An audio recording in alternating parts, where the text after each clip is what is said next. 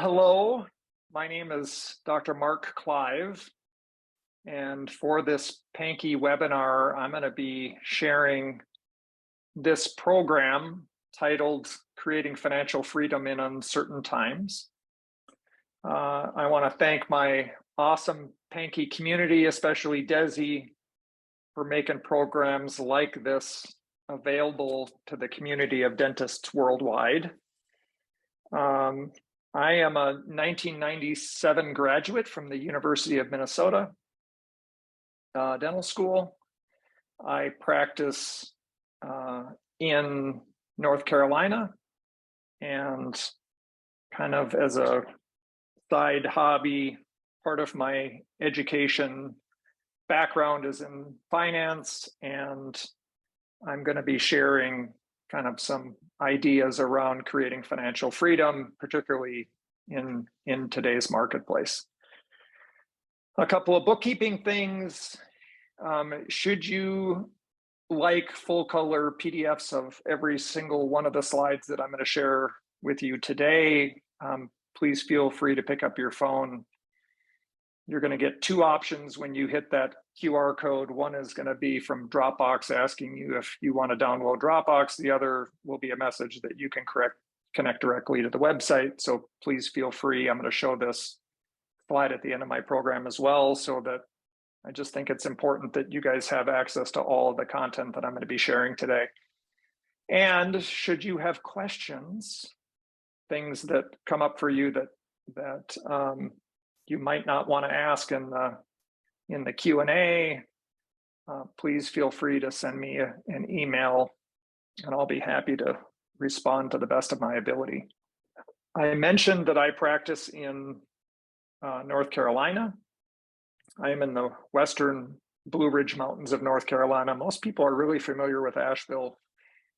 It's a great place to live. I practice about 10 minutes east of Asheville. I live and work in this small community of about 8,000 people, Black Mountain, North Carolina. This is what it looks like in the summer. And should you ever be looking for a destination, I am a member of the Chamber of Commerce, and I'm always encouraging people to come spend time in our area of the country. So that'll give you a background of where I am and kind of what's outside of my back door. I always share disclaimers. Anytime I share topics on money and finance, I think it's important for you to all understand that this is for educational purposes, and I'm not a specific advisor for you. I always recommend that people seek advice for things that aren't clear to them. And I also think it's important for each of you to know that I have no financial disclosures to make, meaning none of the information that I share with you is proprietary or that I would gain financially in any manner. So most of the things that I'm sharing with you have come in the way of my education, and I will be sharing just book topics and things, places, resources for you along the way.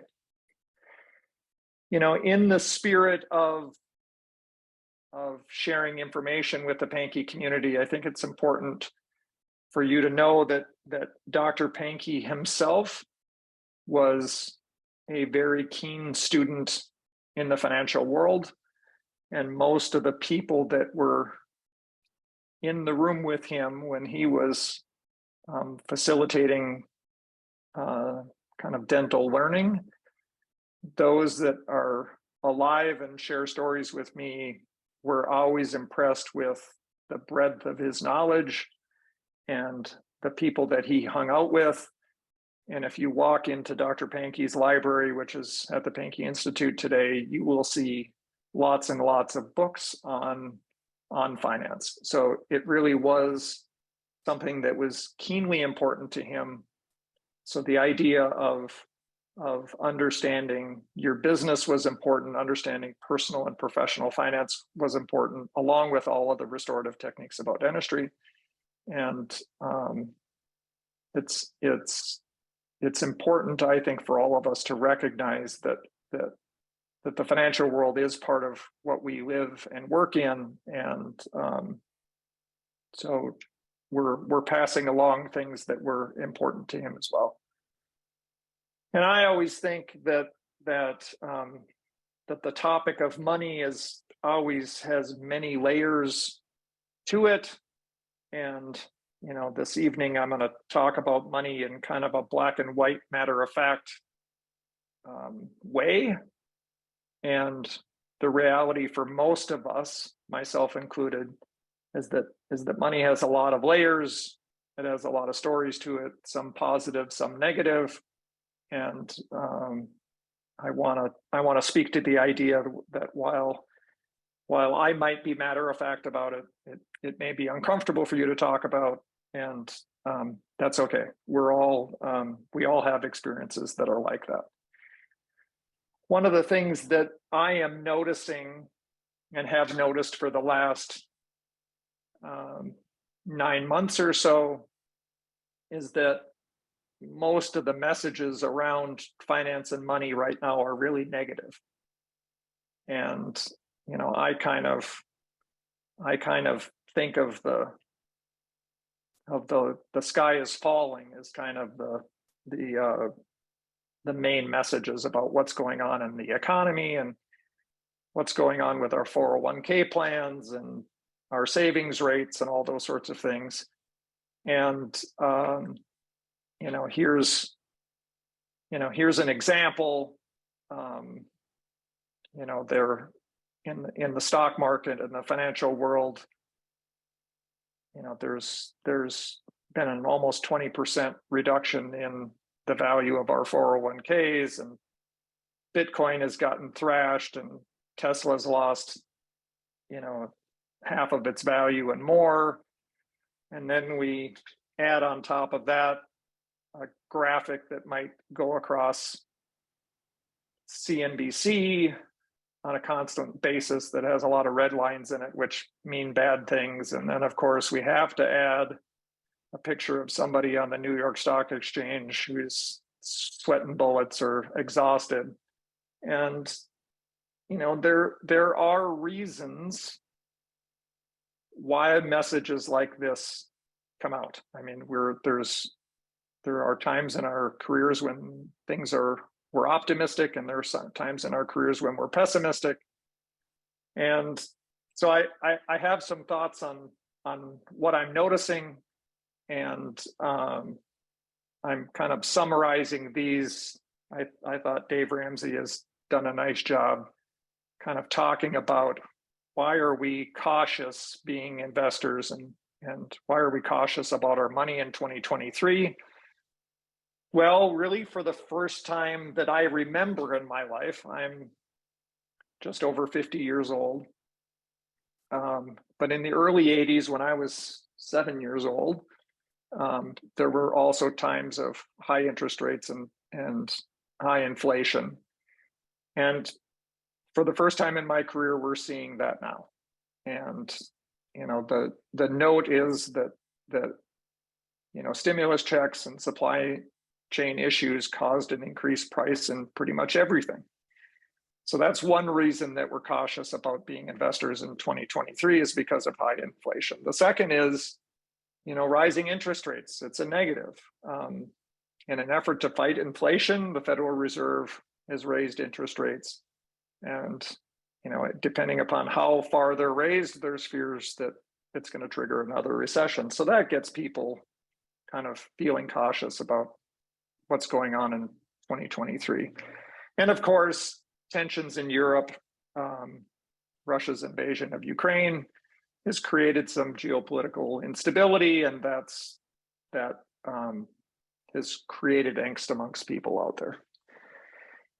And I would say that while there are reasons to be cautious, there really is a pattern to this. And what I call this kind of paraphrasing an unknown author, because I had made these notes and I don't know exactly where they came from. But what we cannot control is where the economy is heading and whether the stock market's going to go up or down. We're not in control of that. Nearly all predictions are wrong, just because this space is just too complex and it's too fast changing, and nobody knows. We have pundits that spend their days every day talking about whether things are going to go up or down, and they're guessing, and they might be using all kinds of this advanced information, but the reality is they're just guessing. And that's not me speaking, that is the people that aren't trying to sell you something are telling you they're just guessing. And what I would say is, honestly, for most of us, it doesn't matter. We need to focus on what we can control. And if we do that, and particularly I'm talking about us as dentists, we need to focus on what we can control, and we are going to thrive no matter what the conditions are. So I really want to kind of turn upside down this thought process of the sky is falling. You know, here's some examples of positive messages. To make money, New York Times article, to make money in the stock market, do nothing. It's a wonderful message. Warren Buffett, Jack Bogle, financial planners agree when the stocks are down, don't watch the market closely. So when you see turmoil, my encouragement is to, as much as you can, to stop paying attention to that. And that's not easy because, you know, we look at situations like the S&P 500 as an example. Now, you know, way back in September, it was down nearly 20%. Now it's rebounded and is only down 8%, but this is just a period of time. It's a 1-year period of time. And historically, we need to get some perspective on what happens over time. In the last 5 years, there's been a single 20% reduction. Now, we came close to it in 2022, but there's been a single 20% reduction. And then the last 5 years, the S&P 500 is a gauge of what's going on in the marketplace. It's 500 companies, and the S&P in 5 years has gone up 58%. So I think we need to understand history, and I'll talk a little bit more about that, of why we need to pay attention to long-term things and not short-term things. And probably one of Warren Buffett is probably the most successful investor in the world, particularly still living. And Warren Buffett says a rising tide floats all boats. And what he's saying is when the economy is good, everything looks good. And he says only when the tide goes out, that's when the economy goes down, do you discover who's been swimming naked. And that's when you find out what companies have been doing things well and what companies have been masking their success, I guess is a way of thinking of it. So, you know, let's think about reasons. Let me share some, on balance, some reasons why we should feel optimistic about being investors in financial markets in 2023. Again, paraphrasing some of what Dave Ramsey is saying. Ooh, it's great. COVID-19 is fading. You know, there certainly is more optimism, more movement post-COVID. Unemployment is falling. This week, maybe it was the end of last week, unemployment rates hit 3.4%. That's historically very, very low. So people that want jobs have no trouble with employment. And we are seeing specific industries, tech, e-commerce, biotech, that are leading the way with significant growth, and those things are creating optimism. So, you know, again, on balance, you know, this was I took this screenshot on February 6th, 3 days ago. The stock market is about to crumble, and on the same day, I found optimism that even as the market is tanked, Americans didn't touch their 401k. So there are always things to read about being pessimistic, and there are always things to read about being optimistic. And that is part of where we're at. Historically, to use another index with regards to the financial world, most people have heard about the Dow Jones Industrial Average. And this is historically what's happened with the Dow Jones Industrial Average over, we're practically 100 years on this now, okay? And, the Dow Jones Industrial Average has periods of time that it goes up and periods of time that it goes down.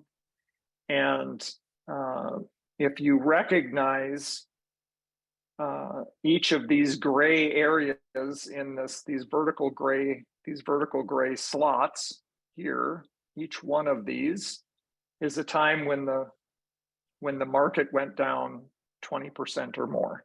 Okay, so this first gray line here, this wide part, that was the Great Depression. And if you look at the numbers, so this one is 380, and during this period of time between August of 1929 and May of 1932, the market went from 380 down to 44. Okay, so that was clearly a significant financial event for the country, and we have had a number of these places. Every single one of those vertical gray lines is a time when the market went down 20%, just like it nearly did last year, okay? What's interesting, I'm gonna point to this tiny, tiny, tiny gray line right here. This tiny gray line was also a 20% line. And most of you can remember vividly what happened during that point, and that was COVID, and what happened over those few months in 2019. So I will tell you that one of the reasons I show a graph like this is that anytime people start to be, it's like a persistent questions that I get from friends of mine, from participants at Pankey or participants in other courses when I'm around the country speaking. They ask me questions, and I get a lot of, what should I do with my money? What, I have concerns, and I want people to be students of history. Now, one of my most wonderful learning experiences happened during this period of time. This period of time was just around 2008. And this gray area was a time when the marketplace went down over 20%. And I'm going to be honest, I wasn't a super good student of money at that point. And I put this dot in here where I had sold a bunch of my assets, thinking I just cannot watch this go down and down and down and down and down and down and down. So in the market, after I sold it, the market started to rebound and I jumped back in. But I have to tell you that, this was now 13 years ago. During that time, by the time I jumped back in, that period of time, I lost 28% of my portfolio at the time. And I remember talking to one of my mentors, Dr. Green, and he said, "Oh, Mark, this is," of course, I was super embarrassed and I didn't want to tell him. And he said, "Oh, Mark, that's just fine. There's a couple good things that happen from stuff like this. Number one is it's good for you to learn that not to time the market. And the second thing was, he said, it's a good thing you didn't have that much money, because that it'd be different if you had a lot more money." So what I tell people is, no one is good at timing the market. So stay in the marketplace, even when things go down. And the best way to resist the urge to sell, which I didn't have any issues during COVID, and I didn't have any issues in this last year, the best thing that we can do is understand history. And Jack Bogle, who has since passed, he was the founder of Vanguard. He said very famously, "Don't do something, just stand there." And what he meant was just stay in the market and be disciplined, and you will do fine. And I'll show you some statistics of why that's important. So on my teaching team, for the courses that I'm involved in finance at the Pankey Institute, we talk about prioritizing personal finances. And my teaching partner, Kelly Brady, uses this slide. And when you think of the first things you could do with your money, here's a list of 6. And the last 2 are both labeled 5 because it's sometimes kind of a toss-up between the 2. But the first thing I always recommend dentists spend their money, invest their money in, is getting a good own occupation disability insurance plan, and buy an umbrella. That umbrella policies are inexpensive and covers for extra things that could happen in your life. Get term life insurance. Please, please, please do not buy whole life insurance plans. Build an emergency fund. If you work in a corporation or work for the company that has a company match for their employer retirement, at least put in whatever the match is. So if you put in 3% and your employer puts in 3%, you've just doubled your money. There are going to be few chances in your life where you will have the instant gratification of doubling your money. Paying off debt and saving and investing as much as you can are the next 2 things. And ultimately, those get to be kind of toss-up things between, what do I do? Do I pay off debt first or save and invest as much as I can? I'm going to encourage you to be saving and investing and paying off debt all at the same time. So what are the best strategies? What are the best ways to influence your financial future? I have a number of them to share. And first, I want to give you some examples of terms that I'd encourage you to be thinking about. The first one is financial freedom. And financial freedom is the point in your life when you learn to live on less than you make. And that could be, you know what, I've learned to serve or save $10 a week or $20 a week. But that is financial freedom. That is when you get to the point that you can actually save money and do it consistently over time. That's financial freedom. And we're all hoping to get to the point where our income replaces, our investment income replaces what we do with our hands as a source of income. So that's financial independence. So first, you have to start with financial freedom and create that discipline. That's this box over here. And then you do that over and over and over many years, and you get to financial independence. And so I'm going to talk about kind of what are the steps to get those directions. If you haven't played around with a retirement calculator, you can Google retirement calculator and get 50 different options. I do happen to be a big fan of Vanguard. And in Vanguard's, each of these is I'm blank years old. I want to retire at this age. I make this much money.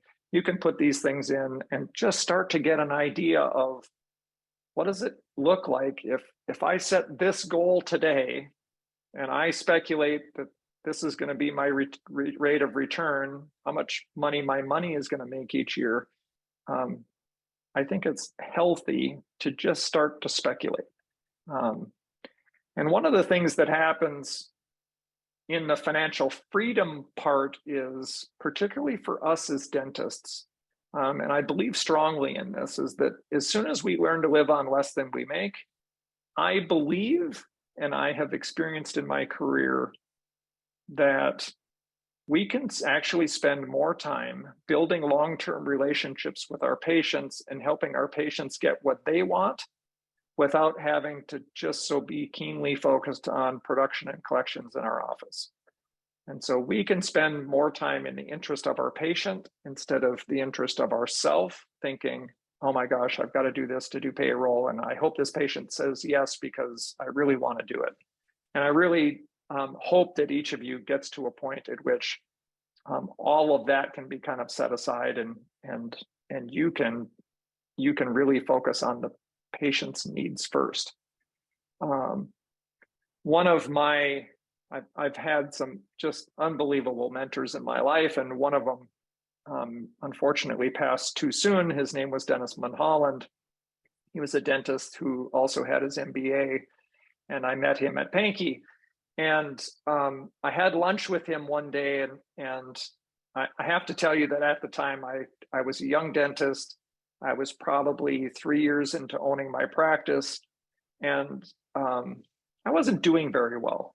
Like, I really wasn't doing very well. And, you know, I shared some numbers with him, and, you know, he was kind about it. And, you know, he didn't disagree. Yeah, you're not doing very well. But yet I'm going to encourage you to just keep doing the things that you're doing, because you're going to notice some changes in, you know, as time goes on here. And what he said was that if you learn and understand your business and can maximize its performance, it's going to provide all that you need.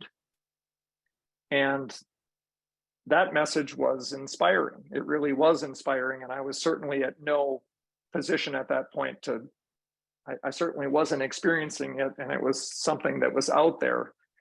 But Dennis also had done, his MBA thesis was on this formula, which he calls the prosperity formula. And it really is the foundation of the financial education that, that we share at the Pankey Institute. And this is for dentistry.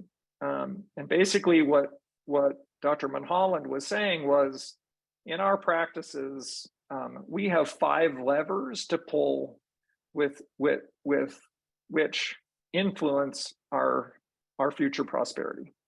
The first one is gross revenues. That's how much money comes across the front desk of our practice. Number 2 is business expenses. So overhead expenses. 3 is personal spending. How much money that we take home are we spending?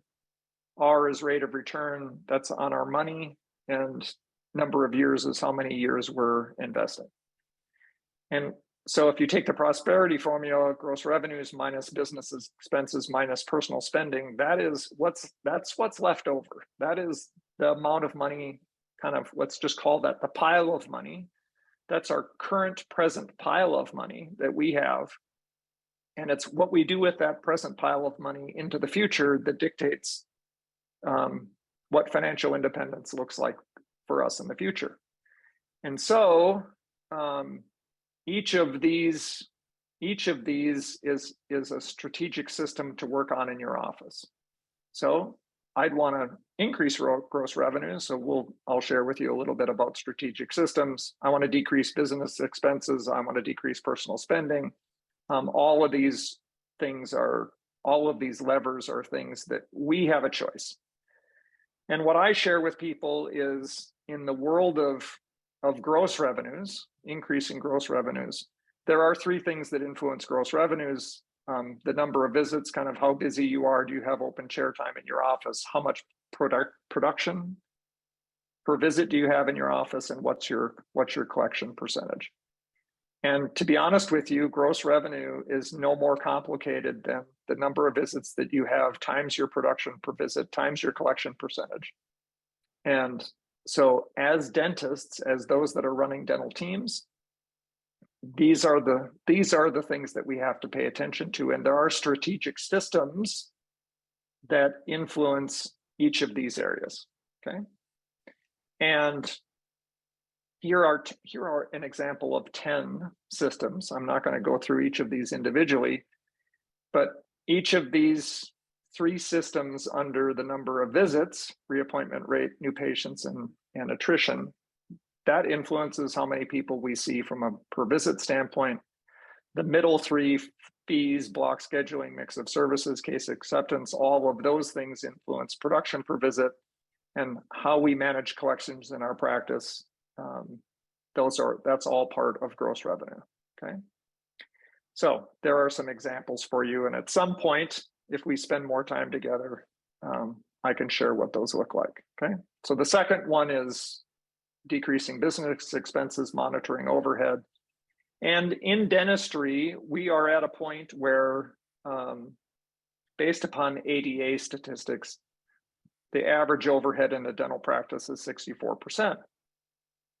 And what I can assure you is if you track these types of things over time, you will find ways that you can minimize overhead by 1, 2, 3, 5%. And all of that influences your bottom line.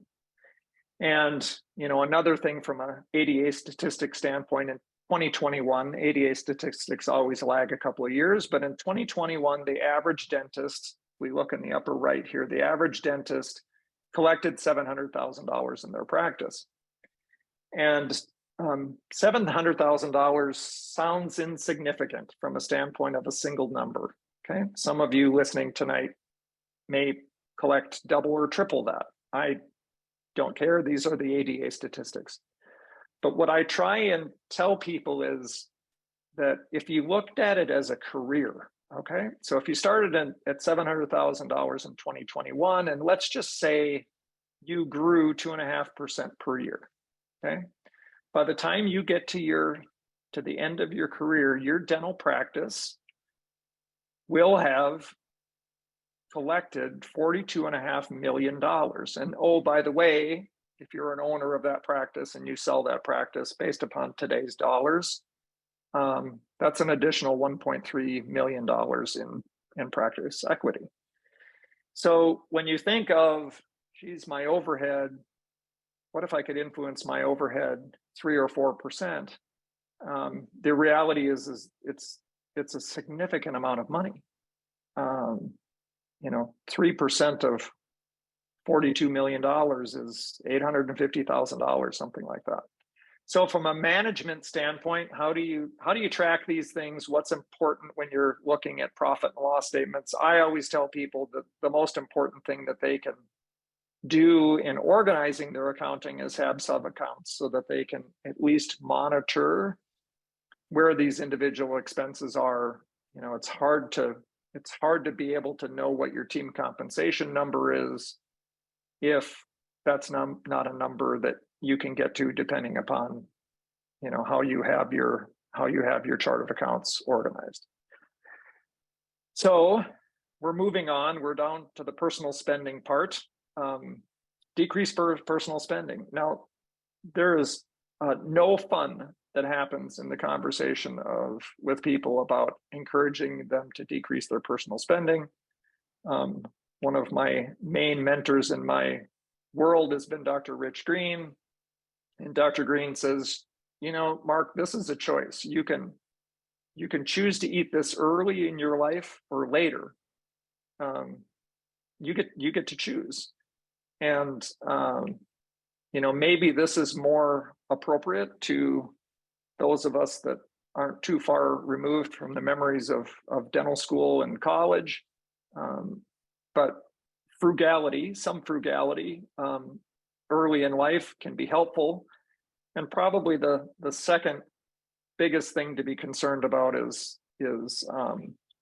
what I call lifestyle creep. And that's when we start making our first paychecks and the money starts rolling in and we think, oh my gosh, I can start to afford things that I haven't been able to afford. And my encouragement is always to be careful that your lifestyle advances too quickly.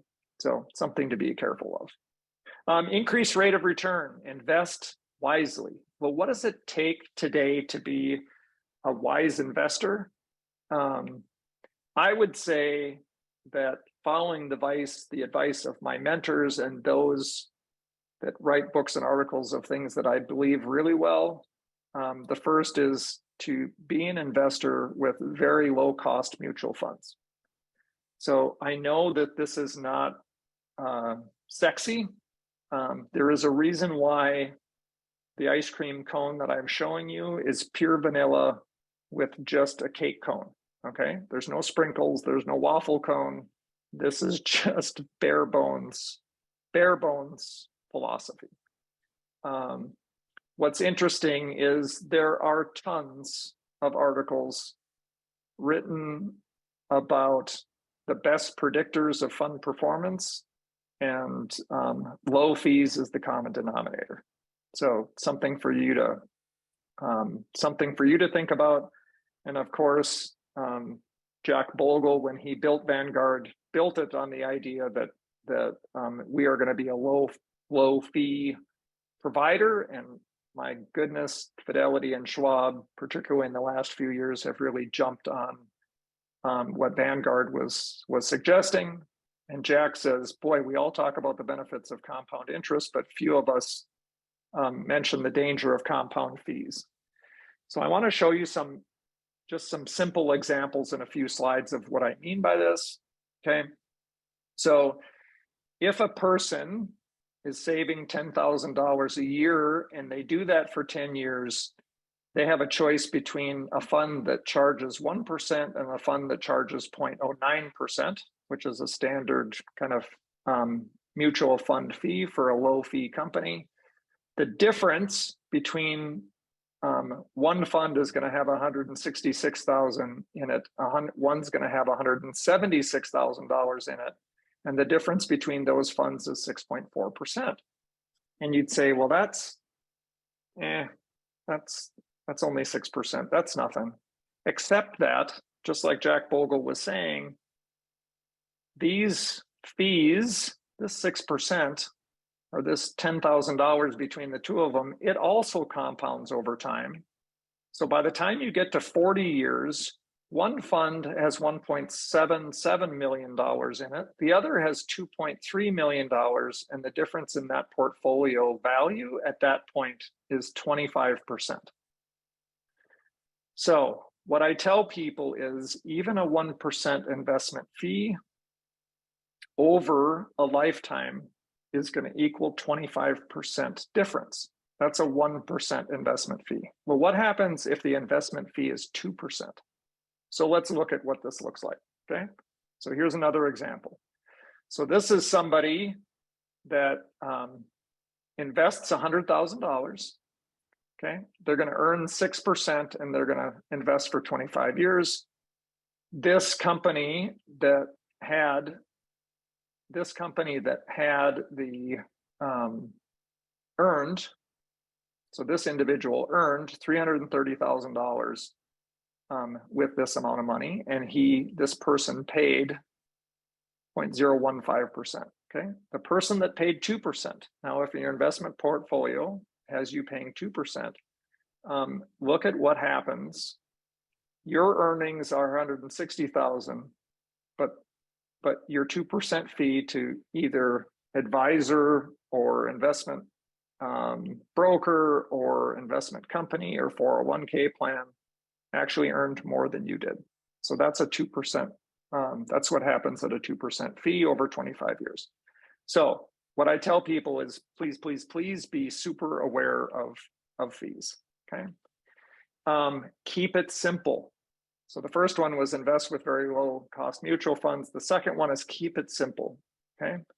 There is probably nothing simpler in the world than target date funds. Target date funds are a retirement opportunity, a retirement fund that you just put money in, and depending upon what age you want to retire, it automatically transitions to become more conservative and more protective of your money. So in the early years, it's in growth type stocks and bonds, and later it switches to more stable things. William Bernstein wrote a fantastic book about investing. And he basically says the only thing that you ever need to ever can influence is your asset allocation. And that is the percentage of stocks and bonds that you choose to invest in as part of your philosophy. And I always put this slide in because, you know, there are some folks that are still confused about the difference between a bond and difference between a stock. And bonds are loans and stocks are actually ownership. Bonds tend to be stable in the short term, but they underperform in the long term. Stocks tend to be volatile in the short term. You guys have seen examples of that already, but they tend to be the best performances in the long term. And what does that look like? Well, I included this slide that these are examples of stock and bond locations or allocations over this 80-some year period. And if you had 100% stocks, you could plan to have some pretty large dips, 43%. And if you were in 100% bonds, the largest dip that you would see over that 80-year period was 8%, except that the average returns are inversely proportional. So if you're 100% stock, you get the best, you may have the biggest dips, but you get the best annual return. If you're 100% bonds, they have minor changes, but their average return over time is minimal. So what do you need to be thinking about from the long term? I would say you want to certainly be biased towards a stock portfolio. Make sure that you are diversified. You know, an S&P 500 plan has 500 different stocks that it's tracking. So be aware of that, and just historically look at the difference between, you know, the white area here is stocks, and look at the example. I mean, I showed you the Dow Jones Industrial Average does something similar. Bonds is here, and look at if you just stuffed your money in a mattress, you're really not going to make much money over time at all. And, you know, for, I don't know, 4 or 5 years, particularly with the younger population, they were saying, you know, well, what about Bitcoin? What about Bitcoin? I don't have any idea where Bitcoin is going to go. I don't even use it as a speculation in my portfolio. I do enjoy reading what's happening with Bitcoin, and the fact that it doesn't seem to be monitored very closely has me somewhat scared of, you know, what people who are investing in Bitcoin will end up doing for their money in the future. I'm just still not convinced that it's a place that I can go.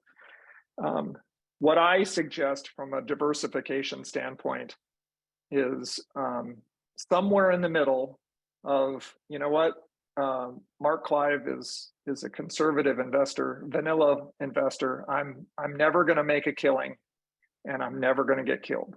And somewhere along the way, I think you want to overlap between those two things, and kind of that's my investing philosophy. Number 3 is, so number 1 was invest with low-cost mutual funds. Number 2 was keep it simple. Number 3 is stay the course. And what is stay the course? What does that look like? To me, stay the course means that that I'm not going to time the market. It's interesting that for 20 years, the S&P 500 has gone up almost 10%, while the average investor has achieved 5%. Why is that? Because people are constantly going into the market, pulling their money out, going into the market, pulling their money out. And to be honest with you, back in 2008, I was no different. I learned my lesson. It was a good lesson to learn. And so my advice is don't try and time the market. There's some other interesting things that have been done. I think Let the System Work is a great title for this. So this is $10,000 invested in the S&P 500 over this 15-year period. If you stayed invested in the S&P 500, you got a 9% return, and your money was worth $36,000, okay? If you said, you know what, I unfortunately jumped in and out of the market and I missed the 10 best days. So out of those 15 years, I missed 10 days that happened to be the best days. My percentage that I would have earned was not 9%, it was 4%. And instead of having $36, I'd have, $36,000, I'd have half of that. That'd be $18,000. If I missed the best 20 days, I'd have 12,000. If I missed the best 30 days, I'd actually only have $8,000. I'd have less than what I had initially invested. And if I missed the best 40 days, I'd have almost half of what I initially invested. So let the system work. Please keep in mind there is going to be volatility. And so this is just a graphic that says how many times have we had the market decline 20%. Actually, this is declined 30% or more. And you can see how long the decline was and how long the recovery was, okay? So we have to be understanders of history, and this is exactly where it comes from. The last one is, the last part of the formula is increase the number of years, start earlier. And it's when you start, and this graph shows age 25, 35, and 45, and it doesn't take long to realize that if you choose to wait, the curve never really starts to go parabolic and really climb. And in fact, the first 20 years of your career, you're likely going to have about 20% of the money that you will hope to have when you retire. And I call that the desert period, okay? It's a slog. You're saving money, investing money, and it just doesn't seem to be going anywhere, okay? But the second half of your career, you're going to see yourself gain 80% of your money because of this parabolic curve that's called compound interest. So if the first period is called the desert period, to me, the second period is called the dessert period, okay? This is a graphic that shows pretty much exactly the same thing. For the first 50% of your career, for the first 50% of your career, you're going to have 20% of your money. For the second 50% of your career, you're going to get 80% of your money, okay? And what does that look like for dentists? You know what? This is where we start. We tend to start with a significant amount of debt, and the encouragement is to be saving during this transition time when you're managing debt, but you're doing some initial savings. And you know, I'm at the 25-year mark, and this actually looks pretty sweet. My dental practice is paid off. My student loans are paid off. It really is a fantastic feeling, and I am not far removed from the early years of my career where it felt like the water level was just right up at my nose. And we chose dentistry. I did not come with, from rich parents who could finance my dental education. So I had student loan debt when I bought a practice. I assumed the debt of the business. And I would say for the first 15, 17 years of my career, this is what it felt like. And yet, I'm certainly at a position in my life now where I have significant hope in kind of what that looks like, okay? There is financial independence in my horizon. I can see it, feel it, and I hope that for each of you as well, and yet you have to start on that journey right away. Of course, I am going to suggest if you'd like to spend 2.5 days with the Pankey teaching team, I think I work with the best and brightest. Dr. Rich Green is kind of the professor emeritus of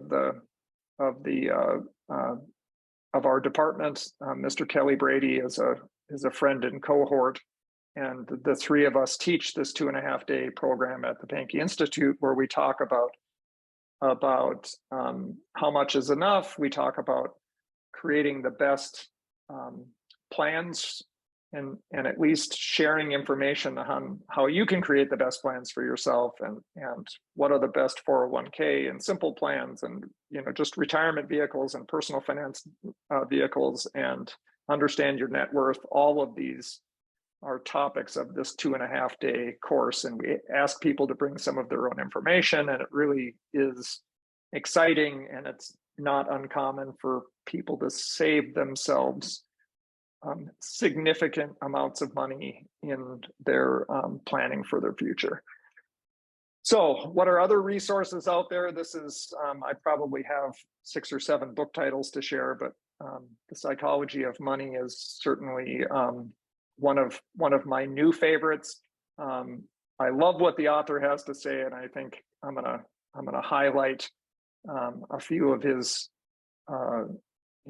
comments on his investing strategy. He says, my investing strategy relies on a high savings rate, patience, and optimism.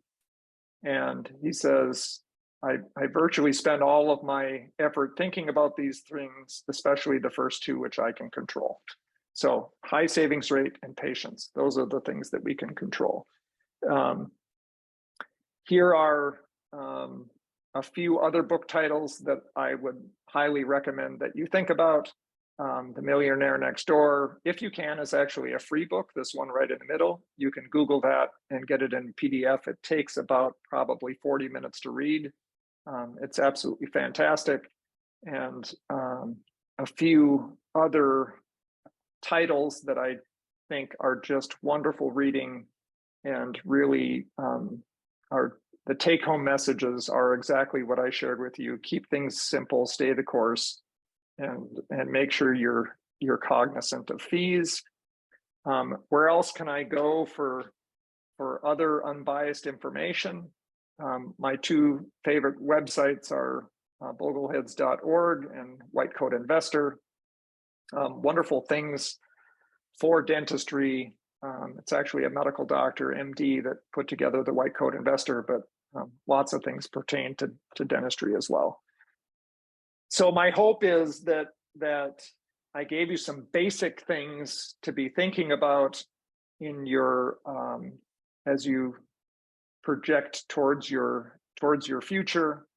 I really believe that the sky is not falling, and the negative messages around what's going on with the economy, and I'm pretty sure we're going to have a recession in 2023. All of that is noise, and my encouragement is to, as best you can, become a student of history.